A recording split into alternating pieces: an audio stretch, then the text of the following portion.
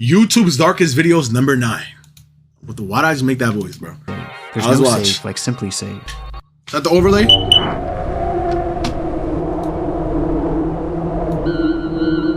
Ladies and gentlemen, we're now arriving our Wasco station stop. On the morning of March 22nd, 2024, the Kern County Sheriff's Office was flooded with calls about an incident that had taken place near the Wasco Amtrak station in Wasco, California.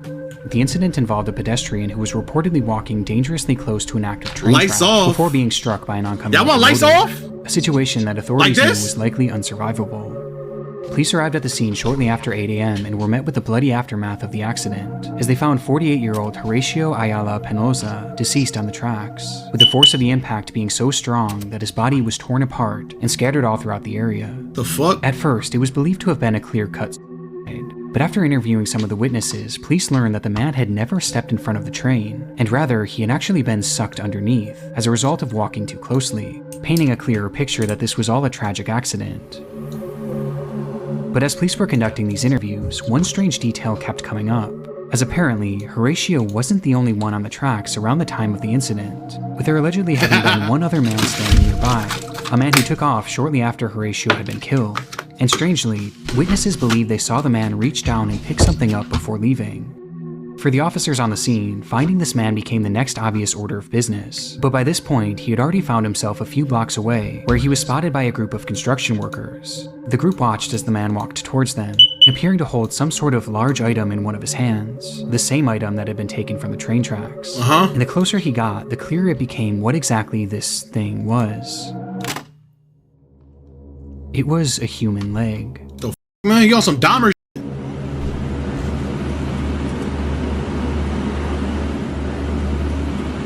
Wait, yo! What the f?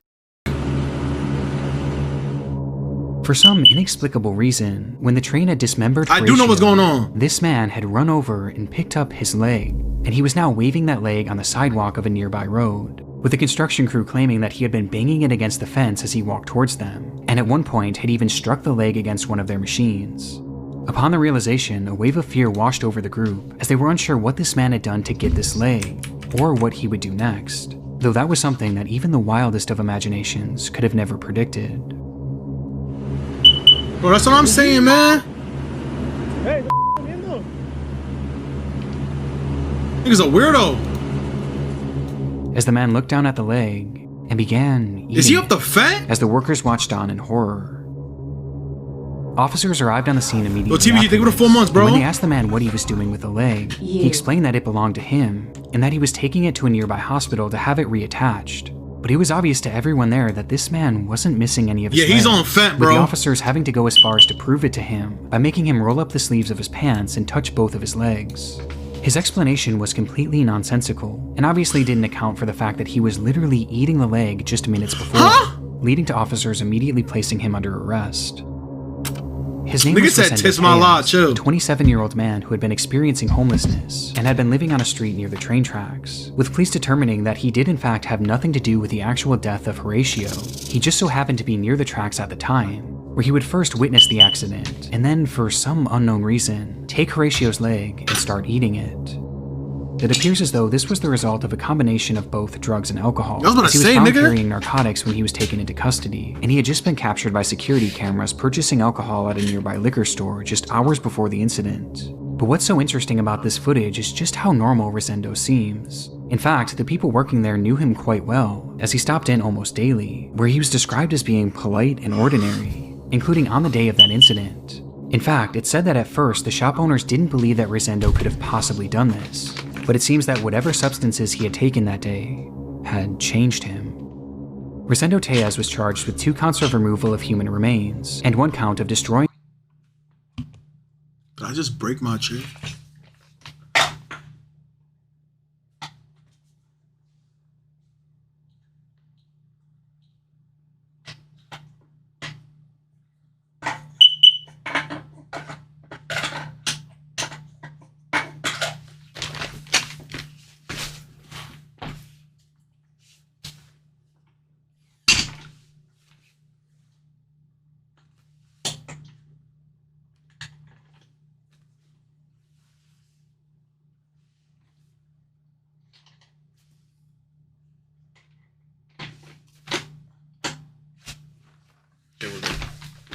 My bad, my bad, my bad. or I concealing. fixed it. See, I can recline now. Look.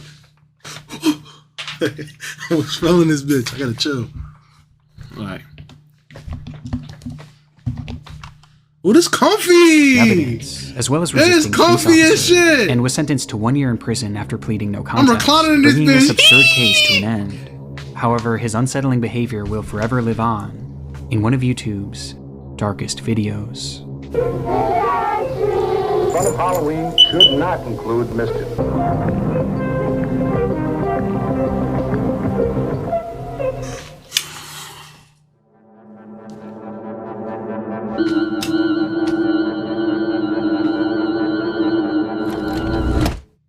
It was just past 10 p.m. Damn, Safely Chuds. tucked away in her second-story apartment, 20-year-old Hannah Vivaretti set up her phone to record a video of herself dancing. For her, this was a meditative hell no, practice, man. a way of Shit unwinding ass. after a long, stressful day, and to truly feel at peace. But that day, fate had other plans.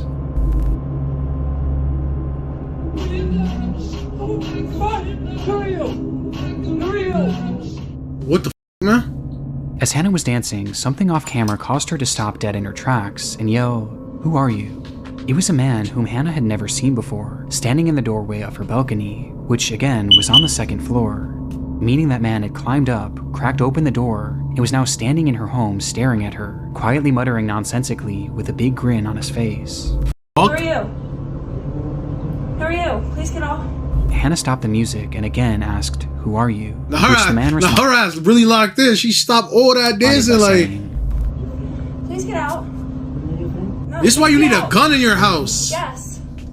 But her demeanor and the panic in her voice made it all too clear that this was far from the case. Hell no, she need a gun, bro. Shoot that. She need to shoot that nigga. Get the f out of the crib. She started to make her way over to her phone and then towards the front door. All the while, the man kept calmly insisting that they be friends. But Hannah was having none of it. Please get Nah. out of my apartment right now. I changed Opening my her mind front about door having and in the balconies, process, Get out. Get out. pointing the camera directly at the intruder, giving us our first and only glimpse of the man, as he's standing still in the balcony doorway. The nigga said Ryan And with activities. her Yo, front door stop. now open, she yelled at him. Yo, Maz, how about the nigga that said Ryan third victim, bro? Yo, Ryan, you need to stop letting these niggas playing with you, bro. Yo, chill out on Ryan. Ryan's not a perp. He might be a perp, but he's not like one of these weird actual creeps, bro. He just be doing weird Discord shit. Get out, loud enough for the neighbors to hear. Get out.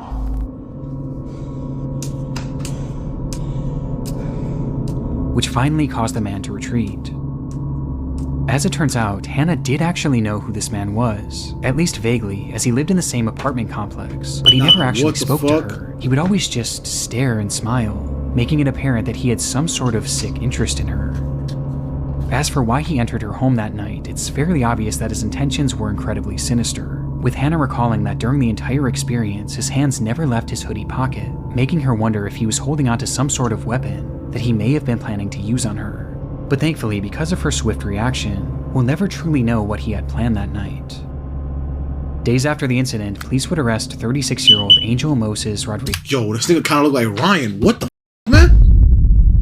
You look like Ryan with a crispy turkey hairline, bro. Gomez, and charge him with stalking, second-degree assault, third and fourth-degree burglary, and malicious destruction of property. But surprisingly, shortly after his arrest, they allowed him to walk free on bail. How, And given man? that he lived in the same apartment complex as Hannah and clearly knew where she lived, this Restraining decision order. was incredibly controversial, with Hannah herself stating in an interview that, "I just don't think it's fair that he's walking freely right now, and I have to watch my back at every angle." Thankfully, the court's decision would not lead to any further escalations in the case, and today Angel no longer lives in the country, but the footage is Thank incredibly God. chilling nonetheless, and it sent me down a rabbit hole of home invasion videos late the other night. And here on YouTube, I came across countless Let's unsettling get Angel for 3 months, 7 months.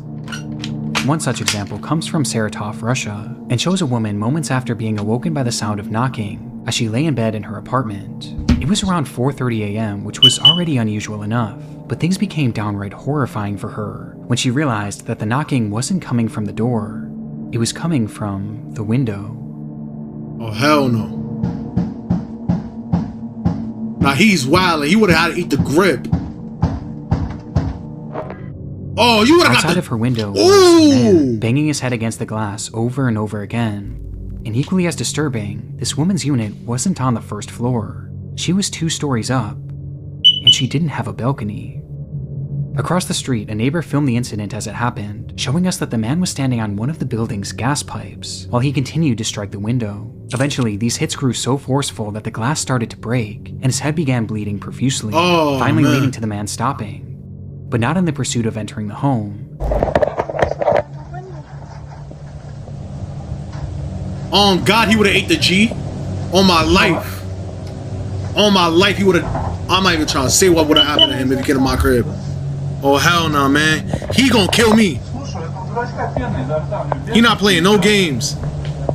You don't got no G. So y'all telling me right now, say word to y'all mother I don't got a G on me right now. Say word to y'all mother I won't back out G right now. I ain't gonna show too much. Stop playing me. I ain't gonna say too much, alright? Stop playing. Alright? Chef, I really back out G. As he instead climbed to a different window where he attempted to peel it open with his fingers. But by this point, police had already arrived on the scene, and eventually the man would be forced down and placed under arrest. When looking for an explanation as to why this man was doing this, it appears that he was under the influence of bath salts during the ordeal. But aside from this, I couldn't find any other information about the man's identity, or whatever became of him. But I was able to find that this clip doesn't tell the entire story, as the woman behind the camera actually spoke to a local reporter and provided additional context to the ordeal, which only made the story more terrifying. At first, he knocked with his hands. Then he began to peck at me at the window with his head for an hour and a half without stopping. Hour and a half is crazy. He started shouting my name to the whole yard. He was foaming at the mouth. His whole face was covered in blood, and he shouted that he wanted to talk to me, and he needed me. What? But the most terrifying part of the statement being that she had no idea who this man was, or how he could have even known. Yo, this is random as but let me just show y'all niggas some shit, bro. Yo, who seen that video of the 40-year-old guy, right? Let me show y'all. A video of a 40-year-old guy. He went to a girl's doorstep, right? And the shorty's like 19, right? And instead of him getting called a creep, a weirdo and shit like that, girls were falling for this nigga because of how he looked. Let me show y'all. 40-year-old, I don't know if y'all seen this video. It's actually insane, bro. 40-year-old, hold on. At doorstep.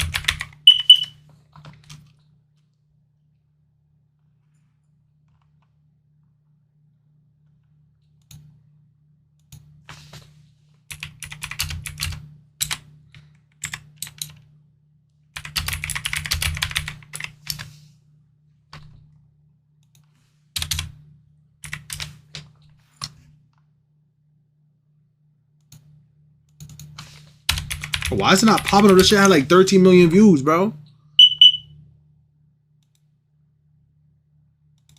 I don't know if y'all niggas can find it, bro. It's pre-VP, you know, I low, bro, gang. It was a video of a nigga, he has like a black, it was like a brown leather jacket, bro. And he was at the shorty doorstep begging her to take him back. You feel me?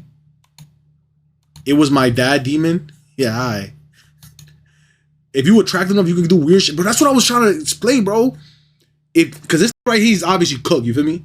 But bro, if an attract, bro, I don't think y'all niggas actually understand. When y'all watch the video, y'all niggas gonna understand. If you're attractive, you pretty privileged, that ass exists, man. Like real shit, bro. Like certain girls will call this shit weird if you chop, but if it's a handsome ass nigga, you're gonna see a shorty in the TikTok comment section saying, I would have let him in. Known her name. Bro, I'm telling y'all, it's weird as fuck, bro. Featuring people whom the victims had never even spoken to makes them especially unsettling, as it shows that you really never know you're who's weird, watching Jericho. and who might be obsessing over you. But incidents like this can be equally as chilling when the intruder is someone that you do know. Mohammed Amana was a 26-year-old man living in Orafur, Yo, Modi Pops? What the Sweden, and had been dating a woman Yo, Modi, this your dad? named Maria. But after several run-ins with the law, Yo, Modi! Mohammed's lifestyle just became too much for her, and she eventually decided to end the relationship. This caused Mohammed to become enraged, an emotion that was only further heightened when she discovered that she was staying with a male friend of theirs. And on the 25th of May, he would show up at his doorstep and ask to speak to Maria. Inside, the male friend and Maria both refused to let him in and told him to leave, and for a moment he did, though only temporarily, as he would return minutes later, this time armed with a ladder. And noticing what he was trying to do, the homeowner began recording on his cell phone. Nigga said Moski. Oh hell no. The man behind the camera asks, "What are you doing? Are you going to fight me?" To which Mohammed said no, he just wanted to speak to Maria. Tror du kommer upp här? Tror du kommer upp här? As he said this, his demeanor was unsettlingly calm as he continues making his way up the Oh, ladder. hell no. Mohammed, du kommer inte upp här. Du kommer inte in i mitt hem. Du kommer inte in i mitt hem, Mohammed. Yo, they With his wildin'. demeanor being so calm that the cameraman couldn't tell if Mohammed was a threat or not, though it wouldn't take long for him to get his answer. Du kommer inte in i mitt hem. Därför hon... Oh, he mad though. Eat that daddy. Yo. Mohammed struck the cameraman, Nigga, daddy with the causing him to daddy. retreat into his room, closing the Yo. sliding glass door just in time for Mohammed to step on the balcony What the? and No, brandish my son was on that with the. I was like, a large ah. kitchen knife. Nah. He was on bad timing. Oh, he really nah. Nah, Modi, you better get up out of there. You better get up out of there right now. Still dazed by the attack, the man holding the camera retreated even further into the house, while Maria had already run into the bathroom and locked the door behind her. Hell the door that Mohammed nah. would quickly rush over to. Nigga said Mosky TP. He's not Mosky. Yo, chill. Chill on Mosky, y'all. Mohammed. Mohammed, du hörde mig redan. Oh, he not even going for the nigga. He going for the shorty, bro. He desperately tried to open, even trying to use his knife to turn the lock, as that Nah, lock he's was the only bugging. thing standing in the He's way bugging. of what he was there to He's do. bugging. What exactly? No, because I thought he caught shorty cheating or some shit like that, and he was going for the nigga. You feel me? And I was like, yeah, oh nah, I didn't know he was going for the shorty, bro. That is unknown, as police would manage to arrive on the scene within minutes of this footage being taken, where they would arrest Mohammed before he was able to get to Maria. But it's clear based on the fact that he had a weapon on him and his desperate attempt to breach the house that he didn't just want to have a conversation. Yeah, he was on In bad the end, timing. the man filming was left with only minor cuts. Mohammed was sentenced to 2 years in prison as well as a 10-year ban from the country of Sweden, leaving us with 3 haunting videos of 3 disturbing Damn, Modi intruders Pops is whose true wildin'. intentions will thankfully never be known. See, this is why you might need a gun in your house. It's the spookiest time of the year, a time when the consumption consuming this content often occurs long after the credits roll, when you close your eyes to go to sleep, only to feel the sickening feeling of paranoia, every creak in your home sending a jolt of panic throughout your body, Yo, are you trying to like scare me, bro? Like, making you wonder if someone or something is inside your house. I was just like you once. Consuming creepy content is my livelihood, and as a result, I've spent countless sleepless nights feeling uneasy around time. Simply Safe is you can just check outside of your home. I ain't gonna lie, I'll give it to you, man. I'll give it to you. I ain't gonna lie, your ads fake got it. You doing like the spooky type ads. I'll give it to you. I probably would have kept watching, but I'm out of here. What you talk about? Alright, chapter 3. Yusuf's behind you? Alright, hey folks, this is Noah, getting my blog live. Trucks and lots of trucks. This is the very first footage that Noah Harpham would post to YouTube. After years of having a channel, Noah finally decided to give uploading a try, posting this inaugural Watch out. video to a self-titled channel on October 29th, 2015, Nigga said scrapper. titling it 102915 video Not blog watching that number shit, 1, stop. and introducing himself to the platform My life, with you're a not coming simple inside. "Hello world" in the description. No, but I did want to dissect just the beginning of a sermon given by a Pastor Bill, a guy that my dad. Yo, I feel like vlogging again. I want to start vlogging again. Taking ideas from. I want to bring back vlogs.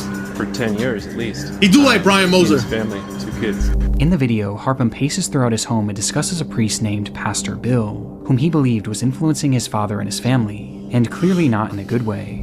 I've been ignorant of it for a long time, so I wanted to look at it, and I challenged him just to look at 15 minutes of this sermon. Though he gives no context as to who this pastor is. Nah, he didn't only motivate me, mentioned I just that he had randomly been thought angry about with it. the situation for a while, and that this video was his response after trying to expose the truth to his father. Been waiting, and haven't heard anything. So I was going to just post my reply, and I guess that's how I'll start my blog. Again, what this truth is unclear. Yo, 1.5k subs, 1,500 subs on God. Y'all getting the IRL vlog locked in. And I'm gonna do it off the iPhone. And I'm gonna do, I don't know what I'm gonna do that day, but I'm just gonna vlog that day. I'm gonna do downtown city. I don't know, I'm gonna do something. Here, as the lack of information makes this video a confusing watch, and and ultimately it tells us very little about who Noah was, let alone the other people he was discussing. But he did end the clip by making it clear that this was only the beginning of what would be a recurring blog series that would showcase just him, his thoughts. We're so good. The blog is just going to be me with video camera. And yo, Junior, think with it too much, bro. But before those lock uploads, Noah had pinned a website in his description that directed users to a blog post written by him that same day, titled, "Is my dad in a cult? Even worse, is it satanic?" Throughout the writing, Harpham loosely provides additional context for his video, as he breaks down a sermon given by Pastor Bill, who is shown to be Bill Johnson, a well-known preacher from the Bethel Church in Redding, California, who had garnered a large following online. And despite the sermon being over an hour long, Harpham goes through it point by point, critiquing everything that he said. And the more he typed, the more angry he got. And the more angry he got, the more nonsensical his words became. I'm attempting to present a case that shows the leader of this prestigious institution, along with a select group of rulers, are using mind control techniques to poison and confuse legions of useful idiots that slave away to keep the institution humming along, and that this man, Pastor Bill Johnson, and his ruling caste are using mind control to keep people imbalanced and ignorant, in a state of perpetual waiting for the material world to be defied, while they themselves are profiting immensely in this material world. You know some Scientology shit? The blog gives us a peek behind the curtain of the man shown in this video, a man who seems to be clearly mentally unwell, paranoid, and very angry, with the post making it clear that the purpose of Noah's content was to bring this pastor down, and video blog number 1 was supposed to be just the start. However, there would never be a video blog number 2, as just 2 days after posting this video, Noah's life would take a drastic turn. What happened? Colorado Springs 911, what's the exact location of your emergency? It's at, Repeat that one more time for me and make sure I had it correct. well, it's across the street from me. I'm calling from my address. Tell me exactly what happened. Well, there was a guy walking around with like 2 cans of gasoline or something, 2 small cans, and a big, like a rifle. It was black, and it had a strap around it. He was walking up to doors and stuff. At 8:35 a.m. on Halloween morning, a woman named Naomi Bettis called 911 after witnessing a suspicious man walking around her neighborhood in Colorado Springs, as she watched him carrying several cans of gas, as well as an AR-15 that was hung over his shoulder. She didn't know it at the time, Hold on. but this man... My bad. Randomly, I just got a random thought. I don't know what day I was born. Alexa, what day was November 9, 2003? November 9th, 2003 was on a Sunday. Hey, I knew I was born on the weekend. Fuck you talking about? As her neighbor. I'm about to say, if I was born on a weekday, I'm the lamest nigga of all time. For me, I knew Sunday's my day. You feel me? Noah Harpham. And then I seen that he walked into the building, and the Sunday. glass window My bad. And that's a business? What's the name of the business? I have no idea, but I just know it's, I don't know if it's a fake gun. Oh, God, BB Sunday gun, but order? It looks pretty scary. As the call progresses, Naomi explains that she had watched him enter a nearby business, where one of the windows appeared to have been broken. She wasn't sure if anything illegal had happened at this point, but she was convinced that Noah was up to something sinister, which based on what he had in his possession seemed to be the only logical conclusion. However, this concern wasn't felt by everyone. Okay. And you said it looked like a long gun, correct? Like a rifle? Yes, Well, it is an open carry state, so he can have a weapon with him or walking around with it. But of course, having those gas cans, it does seem pretty suspicious. So we're going to keep... Wait, Alexa, what day is November 9th, 2020? November 9th, 2025 is on a Sunday. What the fuck?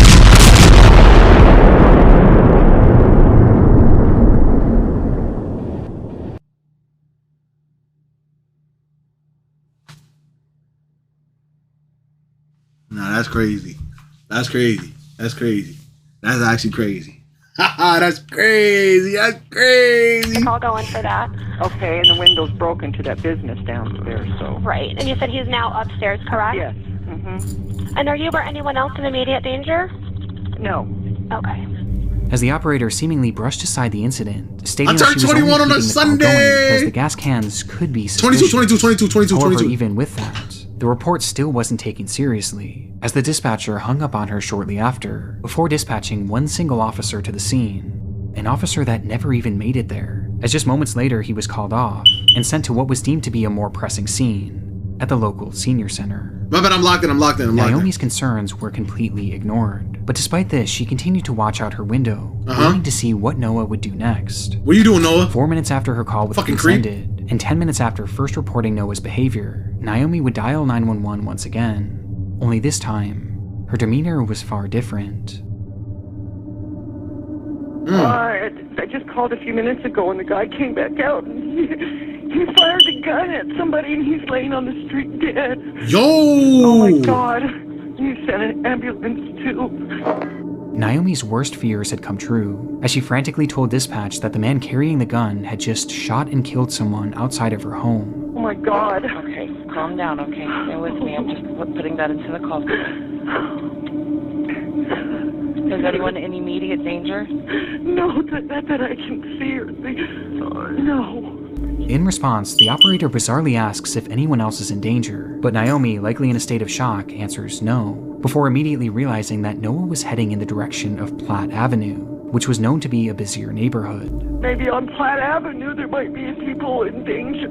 Naomi, I need the suspect's description. Do you know his name? No, I don't. Okay, is he white, black, Hispanic, He's Asian? white, and he's got long curly hair coming out of his cap. She desperately tried to relay that more people were likely in harm's way, only to be immediately proven right just seconds later. I think, yeah, there's people outside that might be in danger up on Platt. Okay. Oh, I just heard another gun fire. Oh my God. When she hears more gunshots, prompting the operator to once again ask, Yeah, they need to call an ambulance or something right away. Damn, what's going on? Is anyone in immediate danger? It's okay. Only people up on Platt, maybe. All right, I am sending the paramedics to help you now. Stay on the line and I'll tell you exactly what to do next, okay? Okay. It was only then that the operator would tell Naomi that police and medical personnel were finally being dispatched to the scene. But by this point, Okay, you from the Bronx? In the moments after Naomi had made her first 911 call, Noah Harpham would first attempt to light his house on fire using the 2 cans of gasoline, though this however failed and caused him to quickly shift his focus. Noah instead stepped outside and brandished his rifle, immediately pointing it directly at Andrew Mayers, who had been riding his bike in the neighborhood, and after seeing the gun, the man stopped and begged him not to shoot, to which Noah responded by pulling the trigger multiple times, killing him instantly. Oh my God. With Andrew Myers being the man that Naomi... Bro, God forbid, but I'm my bad if I'm pausing the video, but yo, I be imagining this shit because there was a similar situation, bro, where I had seen where the nigga had begged for his life and they still killed him. So in my head, I'm like, God forbid someone's in that situation. Let's say you're in that situation, God forbid, bro. Do you beg for your life or do you try to fight back? Like genuinely, bro. Like if you're gonna, but you don't know if you're gonna die either way. So if you maybe you wasn't gonna die, but then you trying to fight back, get you killed. You see what I'm saying? That's what you over, bro. So there's really bro. God forbid niggas in that situation, bro. That's why y'all gotta be able to protect yourself. Make sure y'all niggas don't get yourself in those situations, and make sure you always got yourself protected, and make sure you always able to run. I ain't gonna lie. Fight for what? Nigga, if a nigga got a gun pointed at your head or you on your knees, what you gonna do, nigga? You gonna try to get up and run? He might blast you. You feel me? He might have to grab that nigga in hand. Naomi had seen laying dead on the street. From there, Noah began walking up the street where he would eventually see 2 women sitting on the porch of a sobriety center, where local women went to get help with their drug and alcohol addictions. And upon noticing them, he immediately started shooting, striking and killing both. You running from a gun, dickhead? That's what I'm saying, bro. This is a bad situation to be in, bro. Really horrible. Vasquez. Noah walked for over a mile after this before the police finally caught up with him, and when they called out for him to stop walking, Noah turned and immediately opened fire, leading to a massive shootout.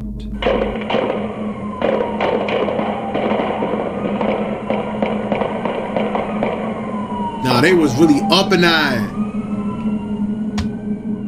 When the smoke cleared, the only one struck had been Noah, who was lying dead on the pavement, marking the end of his killing spree.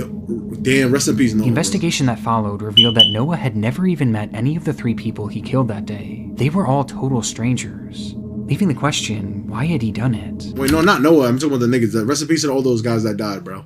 Yo, Noah, you're a dickhead, my nigga. All because you have this conspiracy theory that they're satanic, bro. Well, even today, there's still no clear motive. Yo, bro, Coda, you have to understand, nigga. A gun pointed at your head versus pointing at you from 10 feet, you have a better chance of surviving if it's from 10 feet, my nigga.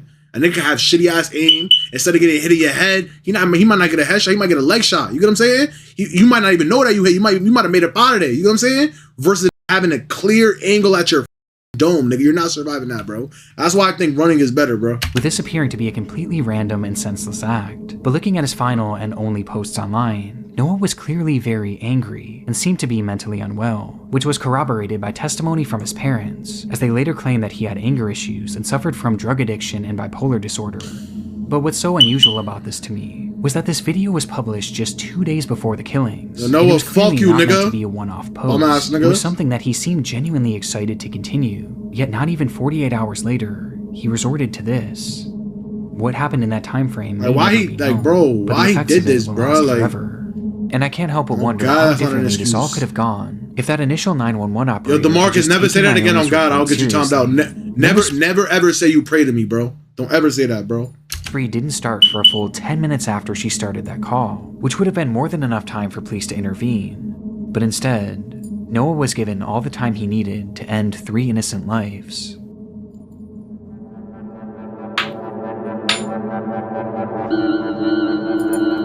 Like, bro, this bum ass, no, there's some dickhead out there really, like, he really got your life in your hands, bro. And he really selfish enough to really take your life, and you ain't do nothing to that nigga, bro. Piss me the fuck off, bro. It wasn't an attraction for the faint of heart. Standing over 1,300 feet above the ground, the Deoghar ropeway never said that. What you said? Course up and down the Trikut mountain in Jharkhand, India. It was the tallest. Bitch ass. This you? I pray to Sham. Nigga, DeMarcus, stop lying, bitch. Cableway in the Don't say that shit country, again. offering an unparalleled view of Deoghar and the picturesque landscape around it. Because of this, videos have long since been posted on YouTube showing just how dramatic of a ride this truly is, with one such video being recorded on April 10th, 2022. What's good, 5? Oh, hell no, man. What's that? Oh, okay. That day, a woman and her family had been filming their adventure to the Trikut mountain, and were now filming a first-person view of the descent back down.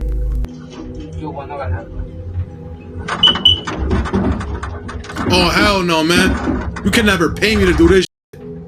It wasn't the kind of place for anyone with a fear of heights, and the loud sounds of the car passing the support towers only added to the anxiety of the trip. But the group filming this all remained relatively calm, quietly conversing to themselves, seemingly unfazed by the spectacular height. Oh God, hell no, man. Even enjoying it. A feeling that wouldn't last. Oh, GG's.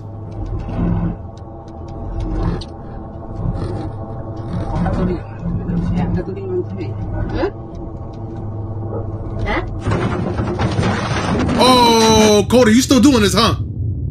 Without any warning, the car was met with a massive force, sending the occupants and the camera to the floor, causing the footage to go dark. In that moment, one of the ropeway's axles had dislodged, causing a failure on the pulley system, which resulted in 2 cars crashing into each other, and the rest coming to a sudden and violent halt. The impact was brutal, but somewhat surprisingly, the footage continued. Yeah, I'm gonna say how.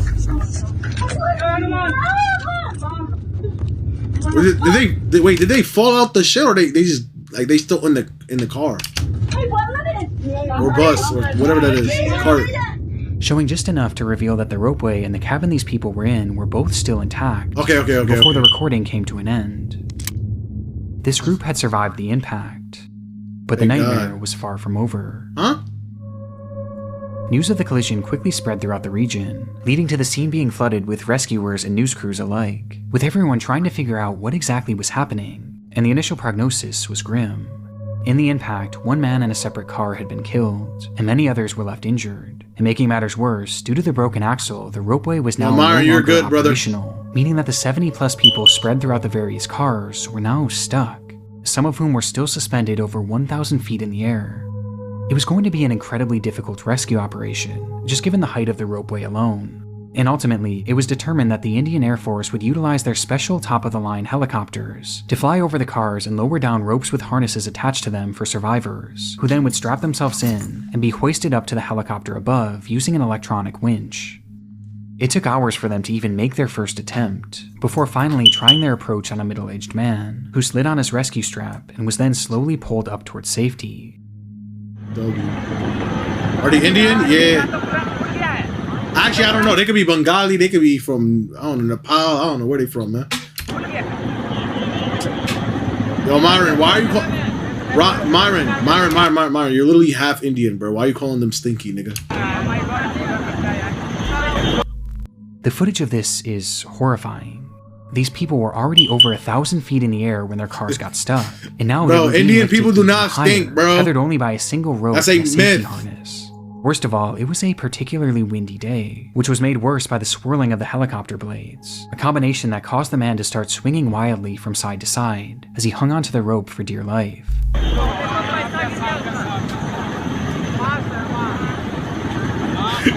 Yo, bro, nigga said, "Say on God."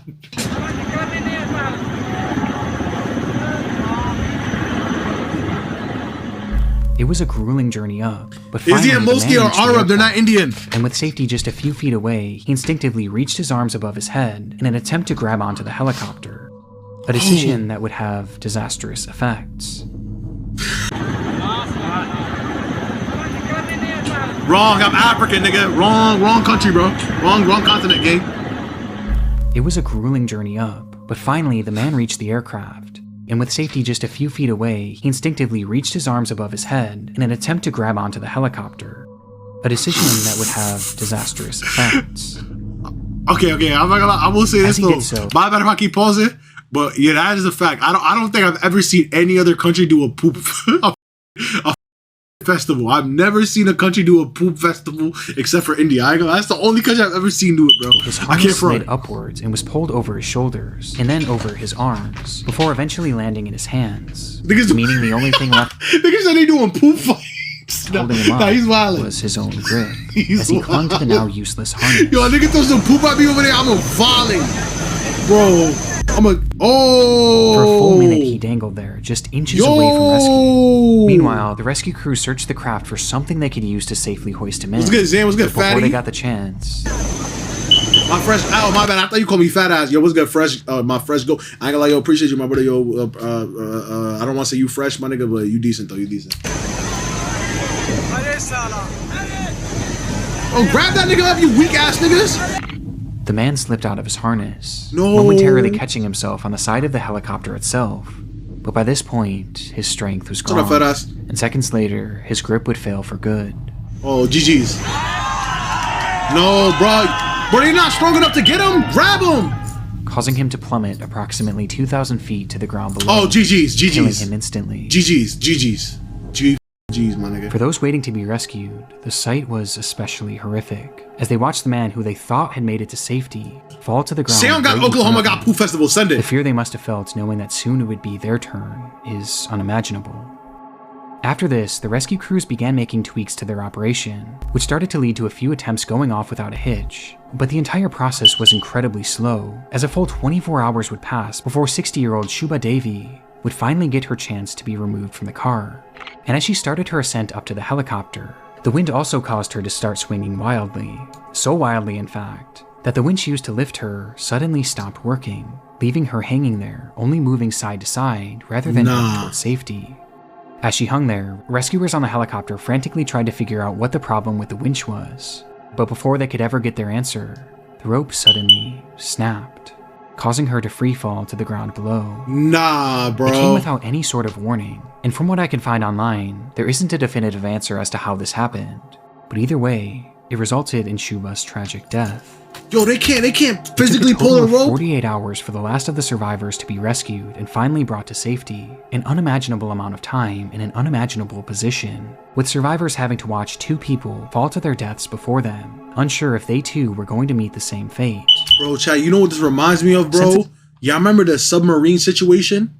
Where they had the millionaires in the submarine, and then they were trying to find them, like, it was like this whole entire thing. Do y'all remember that era? How much of y'all niggas remember that? Like, it was all over, and niggas was doing countdowns on when they gonna find them and everything, bro. Its release, the footage has sparked some debate online, as the media actually hailed this as an impressive and even successful rescue I'll never do, for bro. the Indian Air Force. while others have hit back on this, as both incidents seem to have been entirely preventable, Yeah, with more Ocean people Gate, dying from the yeah. rescue than the accident itself. Though ultimately, there were no repercussions for the rescue crew, with the only punishments being dished out to the operating company DRIL, which was accused of not properly maintaining the ropeway and not following proper safety protocols. It was even alleged that when the initial crash happened, the people operating the ropeway at the time actually fled the scene and never even called authorities. But I'm not sure if this was ever actually proven. But that don't make it okay though, bro. was fined Ali. over $1 million and has since been blacklisted from operating ropeways for 5 years, while Yeah, the families no, of the bro. deceased were given around $33,000 in compensation. Currently, there are plans to repair and reopen the ropeway, though at this point, no official date has been given for the reopening.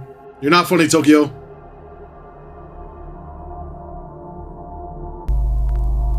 Damn. I ain't gonna lie, that was a good video, bro. That was a good video. I ain't gonna lie. Clap it up. That was a good video. See, I like those type of reactions. You feel me? I like those type of reactions, my nigga. Good videos. Good vids. Good vids. Good vids. Good vids. Good vids.